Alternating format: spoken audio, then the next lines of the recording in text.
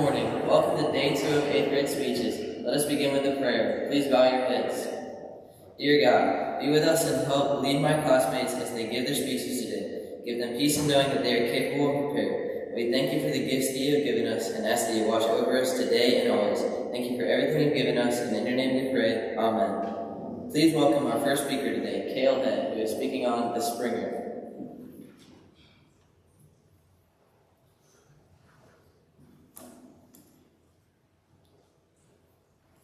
If you live in Columbus or have even just visited, you've probably heard of the Springer Opera House.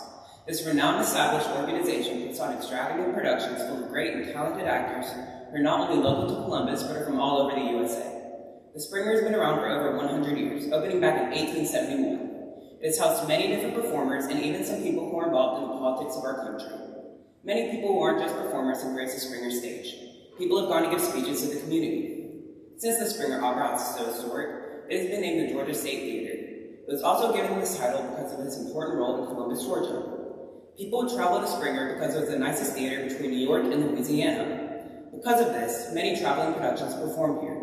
This caused many new people and ideas to be introduced to the area. This caused the Springer to be influenced by many different things. The Springer Opera House is a place of not only theater, but history and lore. Columbus was one of the first planned cities in America. Its location was convenient, which often made it a trading post between the United States and Europe. This led many immigrants to travel to Georgia. These new people brought new cultures and ideas to the area. This caused people to embrace live theater like never before in the South. Business in the Springer was booming, until the creation of movie houses and motion pictures. It became more and more popular until eventually the fans of live theater had died out. This caused the Springer to take a completely new approach. They decided to turn the Springer Opera House into a movie house. A group of young men and women then teamed up to restore the beautiful theater to its original glory. In 1963, the Springer Opera House was closed for renovations.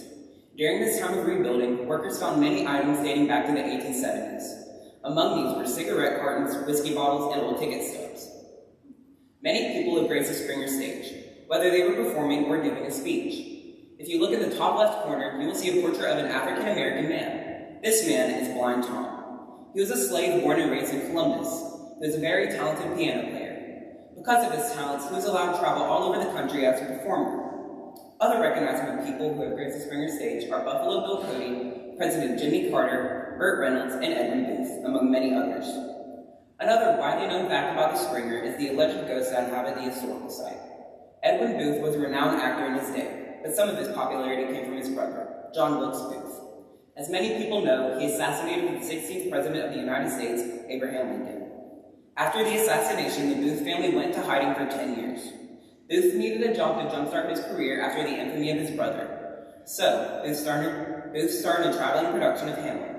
Hamlet traveled everywhere and eventually they reached the Springer. Booth loved the Springer so much and felt such a connection to it. Booth is one of the ghosts who is reported to be inhabiting the Springer. There are also reports of a ghost in the costume shop. If designers can't find a certain costume piece they are looking for, they can verbally announce the piece, and when they come back to the room, the article of clothing is there on the table. Others say they see a ghostly shadow on stage and orbs floating around even touching guests. But the most spotted one is Mr. Booth, sitting in the top box seats, watching productions on a stage he once performed on. Employees of the Springer often hear a high soprano voice singing in the theater when they are alone. There's another legend of a girl who was in the Springer when they used to have to park their horses there. Sadly, the horse struck her in the head and she was killed. Her bloodstain is still reported to be on the marble in the Springer lobby. So how does the Springer Opera House relate to Georgia history? Well, Francis Joseph Springer was an entrepreneur in the grocery business. He then opened Springer. As I stated before, Columbus was the main trading post between the U.S. and Europe. It was also the best theater between New York and Louisiana. Because of these two factors, many new cultures and art were introduced to the Columbus area. This influenced theater in the Springer in ways never imagined before. Business in the Springer was booming. Because of its popularity and history, the Springer was named the State Theater of Georgia in 1971. Since then, the Springer has played a huge role in Columbus history. The Springer is prospering in its modern day. It is inspiring many young actors in the Columbus area through their academy classes. These classes teach many different forms of theater. During academy, I have learned to use life skills through stage skills, which is a saying often used at the Springer. These types of encounters at the Springer have inspired many students, including myself, to follow their passion no matter what it be. They let children audition at the beginning of the season, and most get placed in shows. As myself, I've been in 4 productions at the Springer. I've been in all 3 programs of shows. They have theater for the very young, which is shows aimed towards 0 to 5-year-olds. They have children's shows, which are based on many children's books and movies, and their most popular shows are on the main stage. This is the Springer's original stage. This one place in the city holds so much lore, history, and love, with many, many people have had the opportunity to set foot on it. Springer's given many people in the past, present, and future opportunities to be themselves. Because of how many people have been inspired by this monument, I think the Springer will live on for generations to come. The Springer has expanded their talents outside of the theater. Their PAIR program lets teachers teach their regular curriculum using games having to do with the arts. They also have a partnership with Columbus State University. This helps rising actors receive professional acting credentials before they graduate. This helps many aspiring actors get on their feet after graduation. This one place in the city is special to many, many people who have had the opportunity to set foot in it. The Springer has given many people in the past, present, and future opportunities to be themselves. Because of how many people have been inspired by this monument, I think the Springer will live on for generations to come. It is a place where people learn who they are and learn to be themselves. It is a place I'll live on for many more generations to come. Thank you. Please welcome Sarah DeQuattro for speaking on Jellyfish.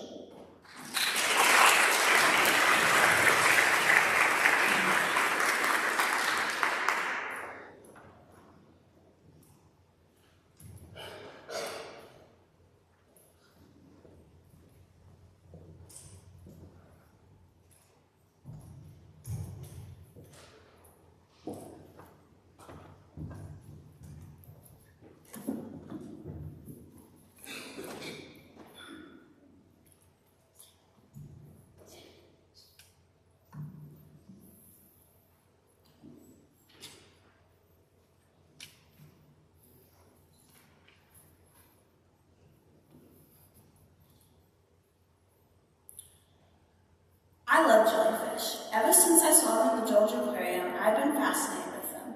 In the beginning, this was mostly due to their interesting appearance, but once I started researching them more, I found them even more interesting.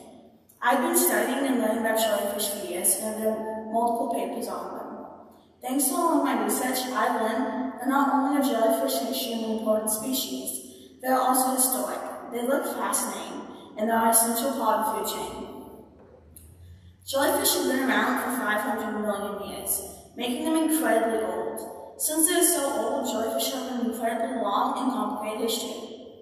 From what we know, the story of jellyfish began around 500 million years ago. It is possible, however, that jellyfish could be even older, since the fossils don't preserve well, and we don't have many fossils showing how old they are. Like many creatures, the jellyfish probably started out as small organisms. They eventually evolved into a species similar to the lion's-mane jellyfish. Once that happened, they expanded it to over 200 different species. When humans came along, we helped to enrich the history even more. For example, in 1991, we sent them to space. There, they helped to teach scientists about how calcium loss affects astronauts. Another historic moment is when the crystal jellyfish was discovered. While this may not seem important, this actually helped revolutionize bioluminescent light technology. It has also helped revolutionize medicine, but more on that later. As you can see, jellyfish have an incredibly rich and complex history. Have you ever wondered why jellyfish just look so weird? I certainly have, and there are a couple of reasons. The first reason is because jellyfish have no exoskeleton. So unlike humans, they can oftentimes contort themselves into odd shapes. Another reason they look so odd is because of their high water content. Jellyfish are 95% water, so you can often see through them into their guts. Sometimes you can also see some of the jellyfish's more recent meals. My next reason they look so odd is because of the lack of blood, brains, and a heart. Because of this, they have a very different anatomical makeup than most mammals, specifically humans, causing them to have an eerie look. The organs that jellyfish do have are extremely simple and not complex. In fact, the jellyfish's body is so simple that it only has 2 so-called bodily systems. The first one is an extremely simple digestive system, shaped like an arrow, with caught prey being forced up through the tube up towards the belly of the jellyfish, either digested in the left or right half of the belly. When the food has been digested, the waste is excremented through the same tube it was originally forced up. The other bodily system is the jellyfish's nervous system. Unlike humans and mammals, instead of having a central nervous system, such as a brain, jellyfish have a nervous system similar to a net, with the net covering all of the belly. The knots can send signals to the other knots, making a jellyfish's belly contract so that they can swim. Unfortunately, because of the jellyfish's central nervous system, if a jellyfish gets hurt, it can interfere with the messages trying to be transmitted from other parts of the belly. This is a prime reason why most jellyfish die at a very young age. Even the immortal jellyfish, that can in theory live forever, can be killed from a simple interruption to the nervous system. So while the simple nervous system does make a jellyfish look quite interesting, it can be quite harmful to the jellyfish and interfere with their average lifespan. Even though jellyfish on average don't live very long, they're still an essential part of the food chain, with some species being apex predators, such as the Australian box jellyfish, that can kill a 6-foot human male in 2 minutes, while others are much closer to the bottom of the food chain. One example of this would be the blubber jellyfish, with a light sting and relatively small size. This species is very popular in Asia, where people regularly dine on it. Besides humans, many things eat jellyfish. We used to believe that only the angelfish and the loggerhead sea turtle enjoy jellyfish. This is because when scientists would dissect an animal's stomach, you could not see jellyfish's remains because of the high water content, so they would dissipate in the stomach acid. This method obviously is not foolproof, since animals with high water content would dissipate. Thanks to new method technology, however, we can now look at predators' DNA to see what they're eating. Turns out, instead of only angelfish and some sea turtles and jellyfish, we now know that many other species do as well. Some examples would be eel larvae, tuna, penguins, whales, large fish, and in some instances, dolphins. Thanks to this new method, we now know that jellyfish actually play a much larger role in the ecosystem than previously thought. Because so many species eat them, and because of the large population of jellyfish act as a sort of safety net in case of a large marine ecosystem wipeout.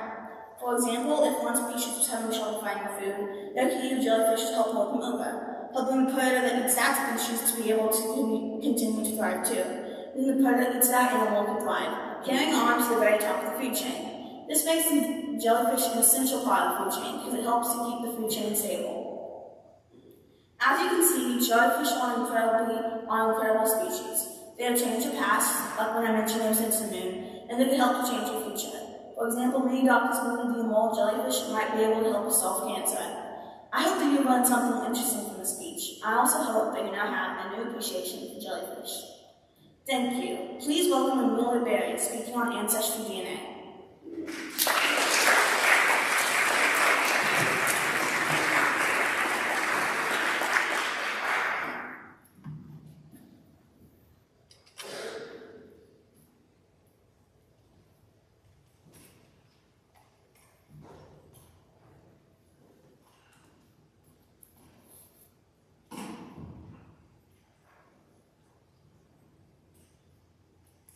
Most people are curious about their ancestors' past. Many people wonder where their last name came from. Others may want to know if they have British, French, or Native American ancestry. How do these people find the answers? Well, they can take time and talk to family members to eventually trace their ancestry back, but not that far.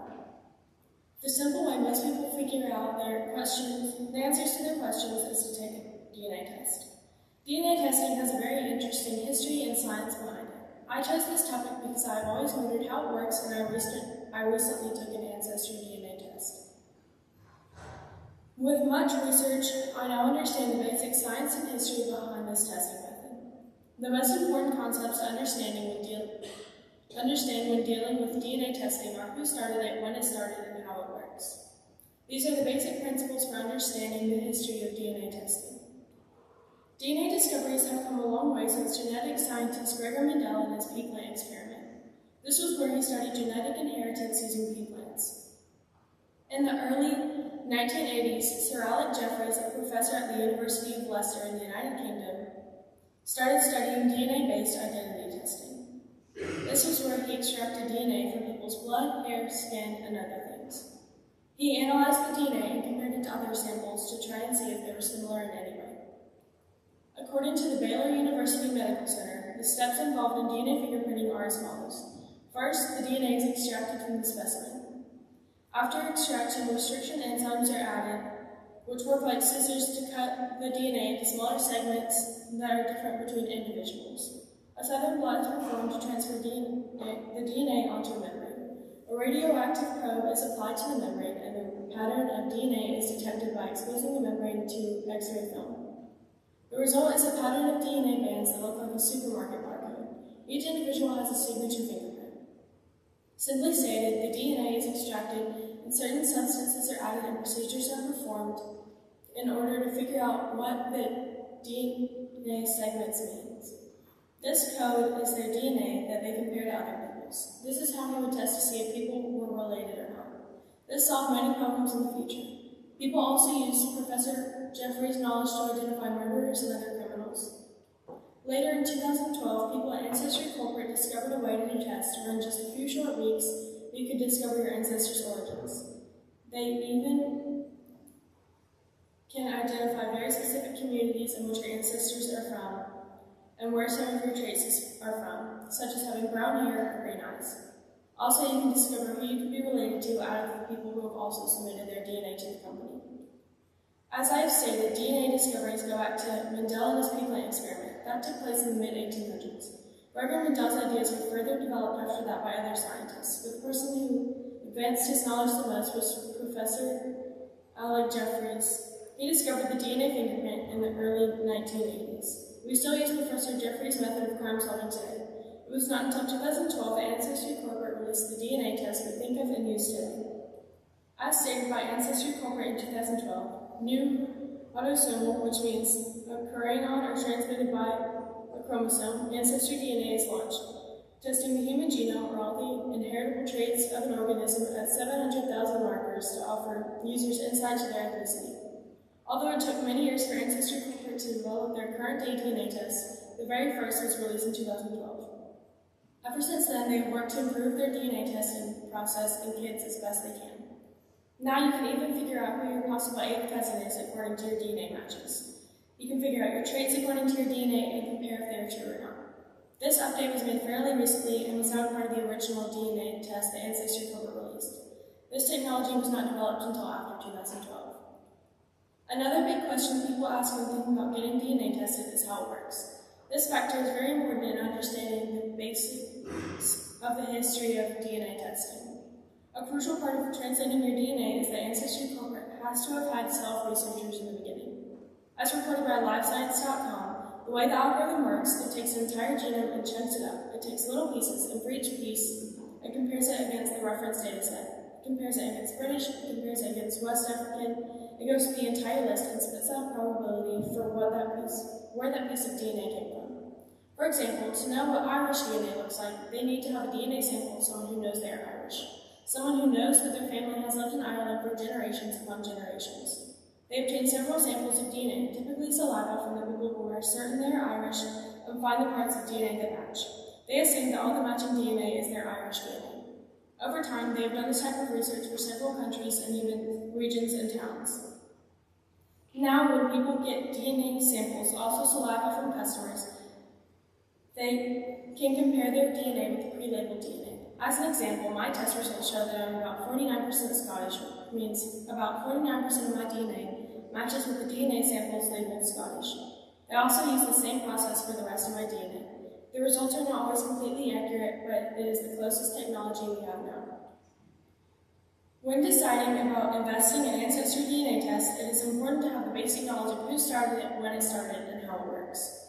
Over many years, understanding of DNA in general has increased, thanks to important scientists. Two of these important people were Gregory Mendel, who performed the pea plant inheritance experiment, and Professor Jeffreys, who discovered DNA-based identity testing. Although the concept of DNA has been around since the 18th century, the facts we developed into what we know today were discovered recently. Professor Jeffreys made his discovery in the early 1980s, and Ancestry Corporate released their modern-day DNA test very recently in 2012. The Ancestry DNA tests only require a small saliva sample and can tell you where your ancestors are from, your traits, and even who your DNA matches with. With the help of self-researchers, they can now identify the DNA from hundreds of countries. Overall, taking an Ancestry DNA test is a great way to discover more about yourself and connect with your ancestors' lives. As I previously stated, a key factor to truly understanding your test results is understanding the history of ancestry DNA tests, especially how they work. With my research, I have come to understand the history of ancestry DNA testing. Thank you. Please welcome Jake Wood, who is speaking on competition.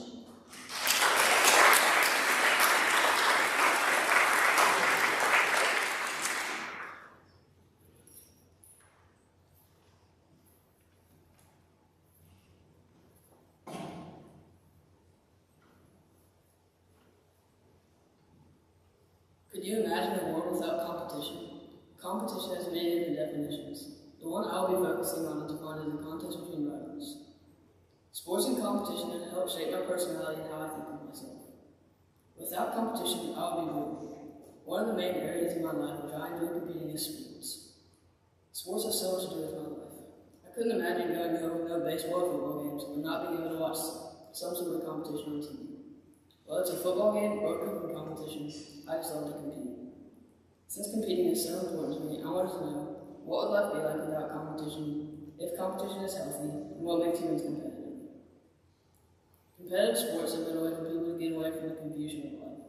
For example, when 9/11 happened, baseball was a temporary diversion from the chaos of life. In the game on September 21st, 2001, the Mets took on the Braves in the first Major League game since the terrorist attack. During that game, New York made a huge comeback in the sea of red, white, and blue. The game gave New York a morale boost and showed they were not going to back down no matter the circumstances. Life would go on. Similarly, sports have been a way for me to get away from stressing my life and focus on something I love. Sports have helped shape my personality. Sports have made me more passionate. Sports have helped build my confidence by showing me I can be successful in sports and at the same time learn to lose gracefully. Without sports, there wouldn't be college football national championship, no Super Bowl, no NBA finals or Olympics, or any of the fun sporting events we all love. If athletes had to play without these major competitions, there wouldn't be much of a driving force behind the hard work they put into becoming great athletes. Without competitive sports, no one would care if Tom Brady will ever stop playing football or who the greatest basketball player of all time is. This may leave you wondering, is competition healthy? Competition is neither good nor bad. Some positive aspects of competition include boosting self-esteem, making life more enjoyable, and motivating people to work harder for their goals. Cons of a competitive personality are the tendency to threaten rivals, steal resources, or tell lies in order to get ahead. People might also compare themselves because of their competitive personalities. This can cause depression, perfectionism, stress, and other mental health issues. Being too competitive can also cause a person to train so hard they may injure themselves. An example of a hyper-competitive personality is Kobe Bryant and his Mamba mentality. To sum up what the Mamba mentality is, it means to be able to constantly try to be the best version of yourself. To constantly be the best version of yourself takes extreme competitiveness and willpower. Bryant said, "The Mamba mentality is about waking up at 4 a.m. to do workouts, doing more than the next guy, and then trusting the work you put in when it's time to perform. Without studying, preparation, and practice, you're leaving the outcome to fate. I don't do fate." Bryant was a very successful athlete and used his competitive nature to his advantage. In my life, I have realized that sometimes I take competitions too seriously. When this happens to me, I just have to calm myself down and ask myself the question, in the long run, is it going to matter if I win or lose this game? Almost 100% of the time, the answer is no.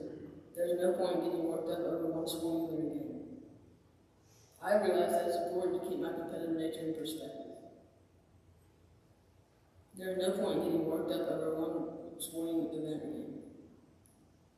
Also, I've learned that positive things can come from losing, like learning from the mistakes that cause you to lose. Another positive thing that can come from losing is learning how to persevere, and it teaches you that not everything is handed to you. Why are humans competitive? In biology, organisms are competitive as a result of evolution. Organisms must compete for the limited amount of resources such as food and water. Humans competitive may be a result of this biological competition. Most of the time, humans are not competitive for survival. People are competitive because it can boost self-esteem and increase the enjoyment of life. Other reasons people might be competitive include measuring their self-worth to how they compete, competing in something that feels important to them, or performing for an audience. People may also be competitive because they were exposed to competition at a young age and learned to love the feeling of reaching the top. But there are negative effects to developing a personality at such a young age, because it may not be used to the intensity of competition. Also, young children may not want to share, and they may want to have control over everything because of their competitive personality. I have developed my competitive personality from growing up in a competitive family and playing sports. In my family, simple things like going to the car can be a competition. Even though I may not care that much about who gets the front seat, I might go to extreme measures such as tripping my brother or locking the house just to get in the car first. Another example of my competitive personality is wanting to learn how to do things better than other people. For instance, while I was typing this, I was trying to build the best gun bubble in class just because I wanted to be the best. These things may seem trivial, but everything's a competition in my eyes. As I've said, competition is a big part of our life and the world around us. Competition helps us through tough times in life and it allows us to enjoy life. It gives us things to do through competitive activities like football, baseball, and basketball, and even cooking competitions. Some people are competitive because that's how their brains work. Other people are competitive because it's necessary for them to survive. The most important thing to keep in mind is that taking a competition too seriously can take a toll on your health. Healthy competition is great, but it's not always about winning. Please welcome Trinity Smith, who is speaking to you on colorblindness.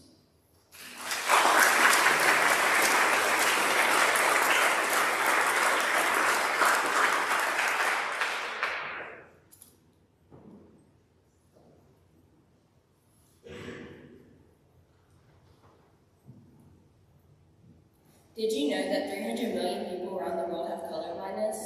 Colorblindness is a disorder that every person should know about. The more knowledge we have about this disorder, the more we can do to help the people affected by it. I personally know people with colorblindness, and I would like to try to understand how they see the world every day. Colorblindness is a condition where the eye's cone cells either malfunction or aren't even there to begin with. I have researched colorblindness and have discovered the causes, types of colorblindness, treatment, and impact it can have on colorblind people's lives. Although colorblindness is most often caused by genetics, it can also be caused by medication, certain diseases, or injuries. The most common kinds of colorblindness are genetic. The colorblindness disorder is always passed down on the X chromosome. In order for women to be colorblind, both of their parents must be colorblind because they have two X chromosomes. Men, however, only have one X chromosome. In other words, if their mother was colorblind, they will also be colorblind because at least one X chromosome is always passed down from the mother. In addition to genetics, colorblindness can be caused by medicines, diseases, or injuries. If your eye or brain gets damaged, you have a high risk of becoming colorblind. Diseases like glaucoma, where the nerve going from the eye to the brain is damaged, Alzheimer's, where the brain cells and cell connections die and destroy memory and other mental functions, cataracts, where the lens in the eye becomes cloudy and affects vision, along with many other illnesses. Some medicines, like plaquenil, a medication for arthritis, can cause colorblindness by attaching the retinal pigment cells. There are three categories of colorblindness: red-green colorblindness, blue-yellow colorblindness, and monochromacy, or complete colorblindness. Red-green colorblindness is when you cannot see reds or greens properly. This colorblindness is when long-length red-responsive photoreceptors aren't functioning correctly, so you won't see reds or greens properly. Colors that contain red will also look different. Someone with red-green colorblindness will see a rainbow as blues, yellows, and muted colors. Even your gender can affect your likelihood of obtaining red-green colorblindness. 1 in 12 men and 1 in 200 women are red-green colorblind. Blue-yellow colorblindness is when you cannot see blues or yellows. This means there are no blue responsive cone cells in the eye. A person with blue-yellow colorblindness will see a rainbow that may contain reds, light blues, pinks, and lime. Blue-yellow colorblindness affects men and women equally, and altogether 1 in 10,000 people worldwide have this condition. Individuals with monochromacy have a very limited or no ability to see color. People with monochromacy, vision might be a lot like watching a black and white television or an old black and white movie. The rainbow they see would appear in varying shades of gray. Statistics show that about 1 in 30,000 people has complete colorblindness. Having colorblindness has several effects on an individual's life. In some countries, such as Romania, Turkey, and Singapore, colorblind individuals are prevented from obtaining a driver's license in case they are unable to see and recognize color-coded traffic symbols, signals, and warning lights. It can be difficult for people with colorblindness to read diagrams, pie charts, graphs, or slides using presentations. This disorder can even limit people from getting certain jobs, such as being a doctor, pilot, or electrician, because they can't see certain colors. Also, several military positions or restricted for people with colorblindness. There are many jobs that normally sighted people may not even think about that colorblind people cannot have, such as a chef, public drafter, and firefighter. There are no treatments for most types of color vision difficulties, unless the color vision problem is related to the use of certain medications or eye conditions. Discontinuing the medication causing your vision or treating the underlying eye disease may result in better color vision. The type of colorblindness the person has and the cause of colorblindness affects their options for treatment. Wearing a color filter over eyeglasses or color contact lens may enhance your perception of contrast between the confused colors, but such lenses won't improve your ability to see all colors. If it is caused by a disease or injury, a doctor would have to evaluate your options according to your condition. If a person is born with colorblindness, color correction glasses may help, or even just having a normally sighted companion to come along and help explain which things or what colors may help. Unfortunately, there are no fully permanent solutions that can completely cure colorblindness. Colorblindness can greatly impact a person's life. Overall, being colorblind can be caused by many factors, genetics being the most common, and there are many different types of colorblindness to be considered. Depending on the location of the colorblind person, life can be quite difficult, and sometimes treatment is simply not an option for that colorblind individual. Thank you. Please welcome Sophie Sheldon, who's speaking on the science of dreams.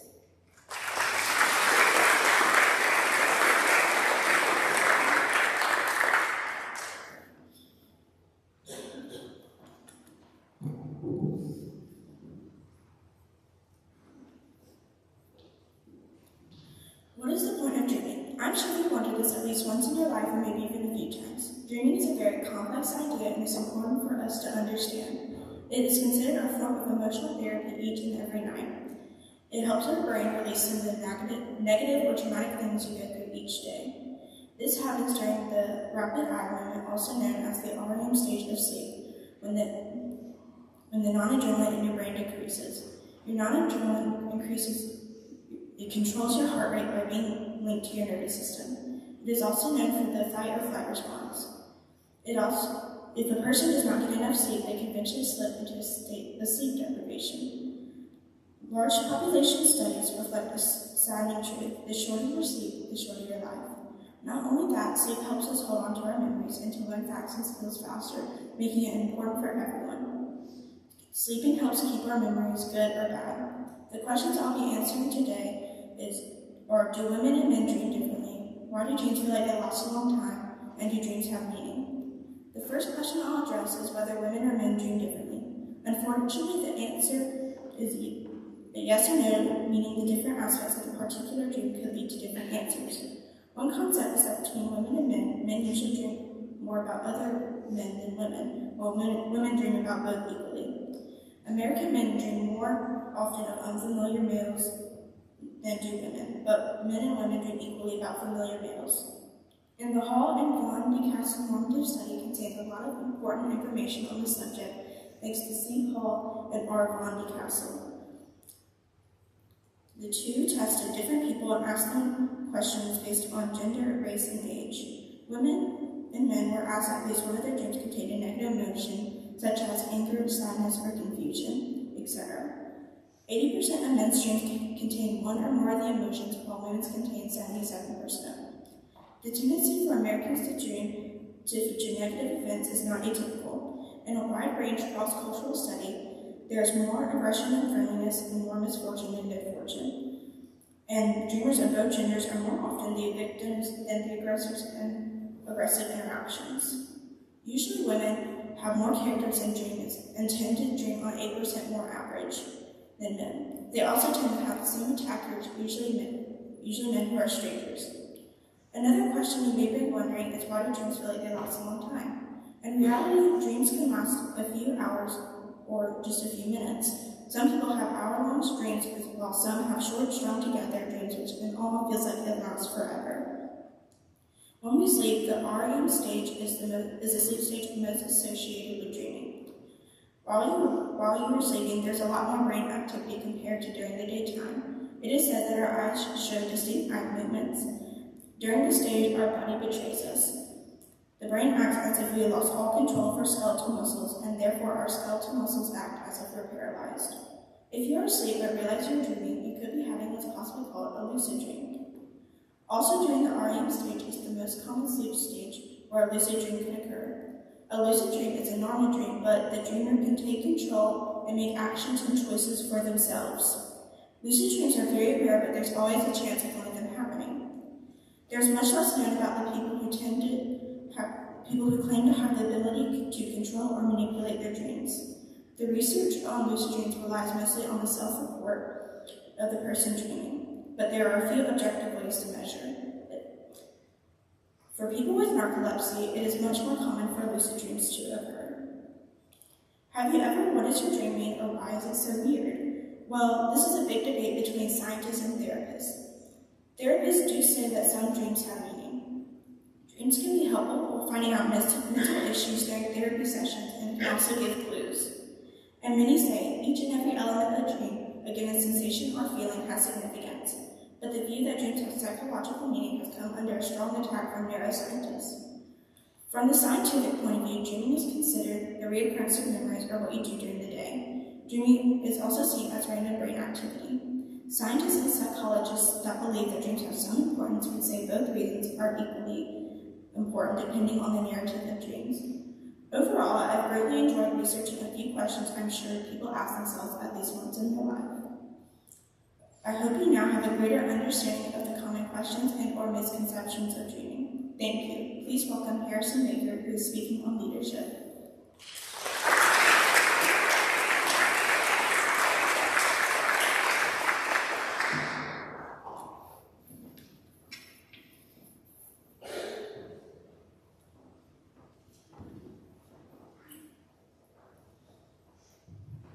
Throughout history, certain individuals have stood out due to their ability to take care of people, help others make important decisions, and not backing down from enemies.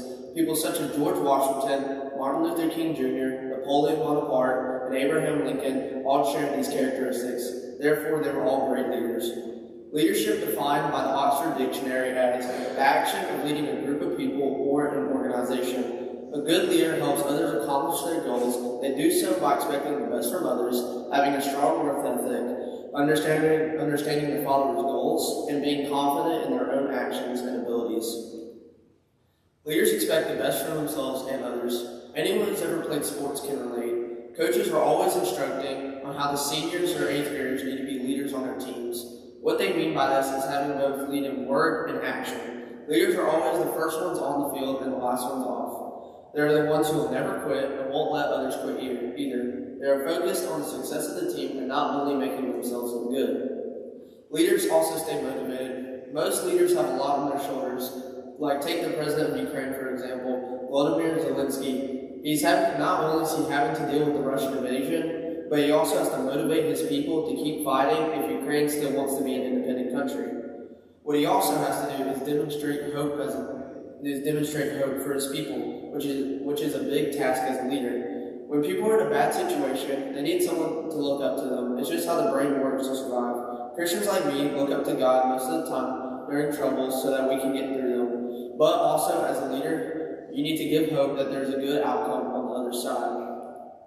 There are 5 traits all great leaders have. They are good communication skills, setting a good example, motivation, tolerating mistakes, and setting goals and expectations. Communication, you need to talk with the people you want to lead and find out what they're looking for in a leader. Also, during problems, talk with the people you're leading to see if they have an idea to fix the problem. To set a good example, you need to do something to get respect from your colleagues. Attitude is important. If you show your coworkers that even through tough times you're still smiling, they'll start to trust you and like you more. The biggest thing though is motivation. You need to keep everyone moving and make whatever you do prosper. It's not hard. All you need to do when someone is slacking is just say, come on, you got this, and let's go. Also, motivated people are hardworking people. Instead of, you should show a certain degree. Another important characteristic is tolerating mistakes. Mistakes happen, and no one is immune, but one learns from mistakes. You should show a certain degree of tolerance for mistakes. Instead of getting angry and criticizing repeatedly, people who are afraid of their mistakes and other supervisors cannot work effectively or freely. Setting goals and expectations can only work well in a goal-oriented manner. When you clearly explain what you expect of them, those who give their team challenging tasks with clear instructions can expect good results. From all this information, you might be asking, why is leadership important? Well, Jerome Tallard, a professor in business and finance, said in the Babson magazine, with good leadership, you can motivate people to make it a reality. A good leader can inspire everyone in an organization to achieve their very best. Human capital is the differentiator in this knowledge-based economy that we live in. So, leadership needs to attract, inspire, and ultimately retain as much talent as possible. Also, scientists have researched and found that people do best when they have someone to tell them what to do and how to do it. So, in summary, most of the human population depend on someone to lead them because they can't do it. Now, some people have a natural trait to lead, and some don't. The best way to see if you have this natural trait to lead is if you inspire people to achieve and you take the lead when you have to. Now, even though those people might have a natural trait to lead, that doesn't mean leading comes easy. But with the right leadership and leadership skills, nothing is impossible. Last, there are 4 types of leadership styles. They are direct, coach, support, and delegate. Each has an important role and can play a big impact on how you lead. The first is direct, which is an upfront, hands-on approach like dealing with the military during a crisis or war. Generals often use direct leadership. The second is coaching. Coaching with leadership is when you have to unite a team in order to work towards a goal at hand. The third is supporting. Support is when you're sharing your ideas with others and you accept their ideas. It also sets the leader up for not full accountability, so if the group fails, the leader won't have all the blame. The last is delegating. Delegating is best used when leading a team of also great leaders because there is little direction or support given. The leader gives the individual or team full authority to make the final decision. You only need to use this when you're fully in on a decision and not too high risk. So, in conclusion, leadership is something everyone needs in their lives, no matter who you are. You'll always need someone to lead you during tough times. Also, leadership brings out the best in people when they're getting praise from something, while also getting told when making a mistake. Like the U.S. when we gained independence from Great Britain. We need someone to lead us. So George Washington did a very noble thing and chose to be the first president of the United States of America. Thank you. Please welcome Lily Winchester, who's speaking on the college admissions process.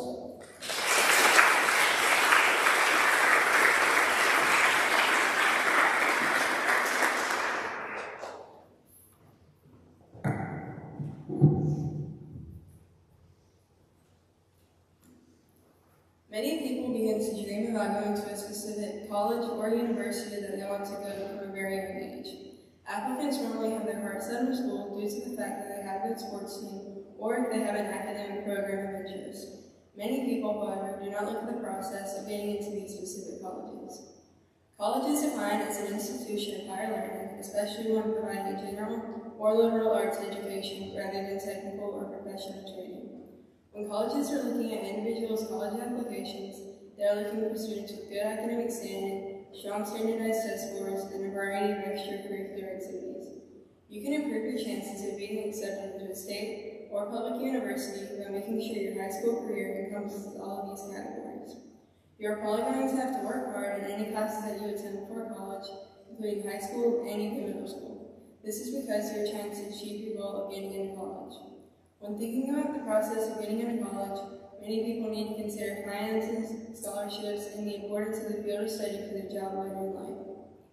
The first idea that people need to think about when going through the application process for college is the cost. At first sight, attending any type of college, including public and private, can seem like a financial impossibility for many Americans.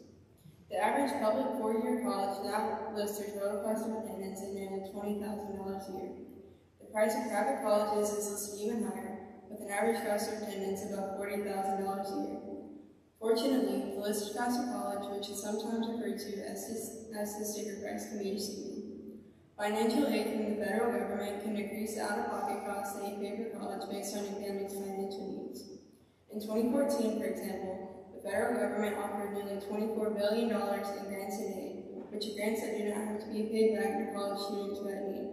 This was in addition to giving out around $100 billion in low-interest government loans with flexible payback options. On top of government grants, there is also private aid, which can be from private scholarships, granting organizations, and individual colleges. This will reduce the actual cost of attendance even further. A very important point that people need to be aware of is scholarships. Scholarships are funds used to pay for higher education that does not have to be repaid to the provider. Scholarships are awarded based on any number of criteria to include academics, achievements, hobbies, talents, affiliations with various groups, or career aspirations. They are available from many different donors.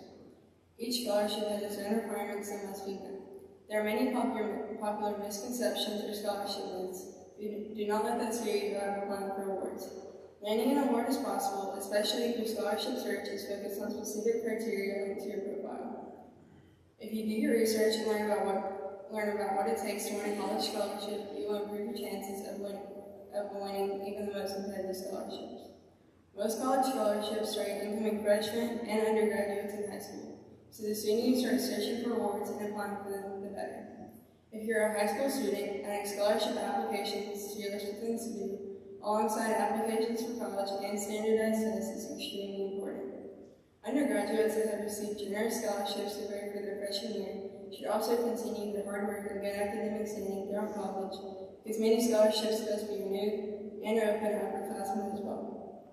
While scholarships for graduate students are not as common, they are often very generous, as many target specific fields of study or are awarded by potential employers who want better educated employees to work with them.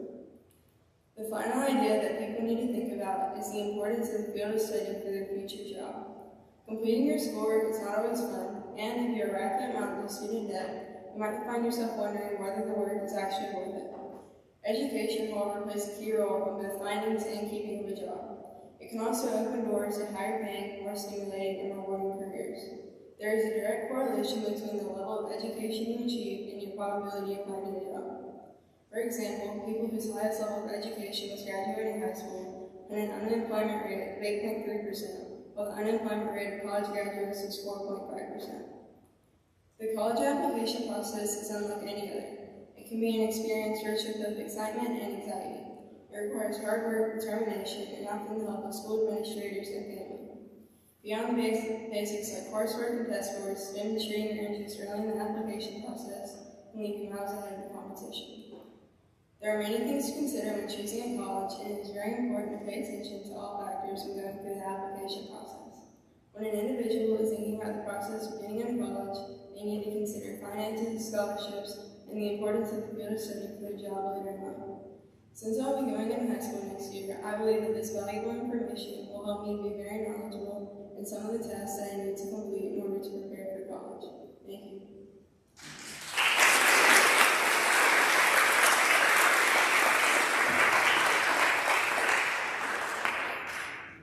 Thank you all for joining us. Can we give them all another round of applause?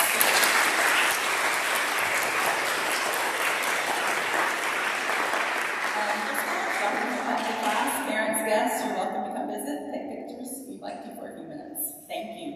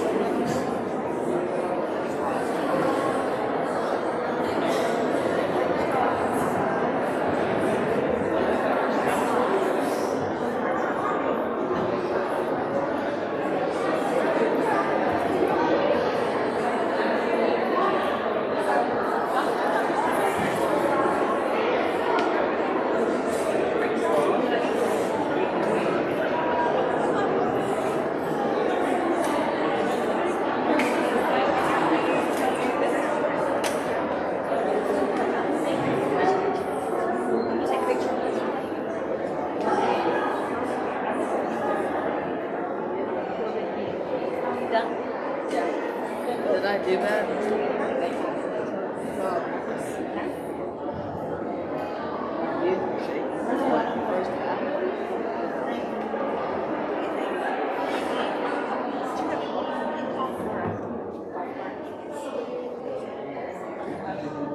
Thank you golf cart at the sanctuary.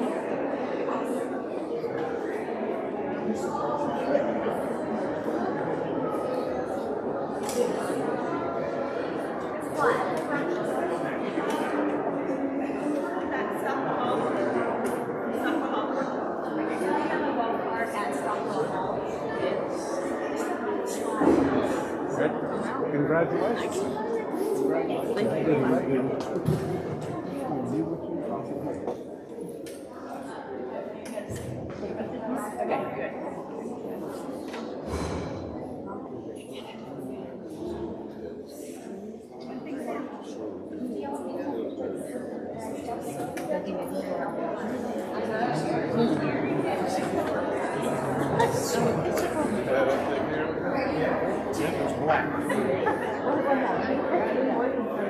I know. Take a picture of me and Abby. Gotta get out of the back. One train. Going the other room.